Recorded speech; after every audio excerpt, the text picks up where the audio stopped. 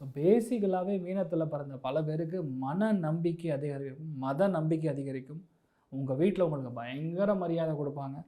வீட்டில் குவா குவா சத்தம் கிடைக்கும், சத்தம் கேட்கும். நிறைய பேருடைய வீட்டில் டெய்லியும் பூஜை பண்ணுற மாதிரி ஒரு நிலமை வரும், டெய்லியும் கோவிலுக்கு போகிற மாதிரி ஒரு நிலைமை வரும். சாக்ஷாத் அந்த சுவாமிகள் மகான்கள் உங்கள் வீட்டுக்கு வரலாம், பாத பூஜை செய்யலாம். அவ்வளோ அளவுக்கு மனசில் திருப்தியும் மேன்மையும், எந்த ஒரு பாதிப்புகள் இருந்தாலும் சரி நீங்கள் வெளியே வரக்கூடிய வாய்ப்புகள் ஏற்படும். ஸோ மீனத்தில் மெயினாக உத்திரட்டாதி நட்சத்திரக்காரங்களுக்கு லைஃப் வந்து தங்கமாக இருக்கக்கூடிய நிலைமைகள் 2024 இருக்க போகுது. ரேவதி நட்சத்திரக்காரங்களுக்கு இவ்வளோ நாள் இல்லாத பிரச்சனைகள் இனிமேலையும் இருக்காது, உண்மை அதுதான்.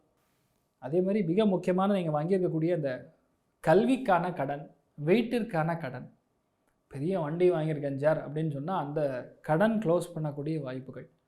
நிறைய பேருக்கு பார்த்திங்கன்னா புது லைஃப் ஒன்று ஆரம்பிக்கக்கூடிய பிராப்தம், வீட்டில் ரெட்டை குழந்தைகள் பிறக்கும், ஒரு கோவிலோட நிர்மாணத்துக்கு நீங்கள் பக்கத்தில் நின்று கும்பாபிஷேகம் செய்யக்கூடிய வாய்ப்புகள், தான தர்மங்கள் ஏகப்பட்டது பண்ணுவீங்க.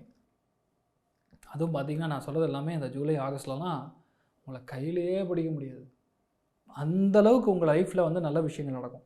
உங்களுக்கு நடக்கலாம், உங்கள் பேர குழந்தைகளுக்கு நடக்கலாம், உங்கள் குழந்தைகளுக்கு நடக்கலாம். பெரிய ஏற்றம், மன திருப்தி, சக்ஸஸ் எல்லாமே கலந்த கலவையாக ரேவதியினர். பாக்கியத்தில் போய் பாக்கியஸ்தானமாக குரு நம்மளை பார்க்குறான், பஞ்சமஸ்தானத்தில் குரு உட்காந்துருக்கான், ராசி லக்னத்தில் சனி உட்காந்துருக்கான்னா வேலை அபிவிருத்தி அதிகமாக நடக்கும்.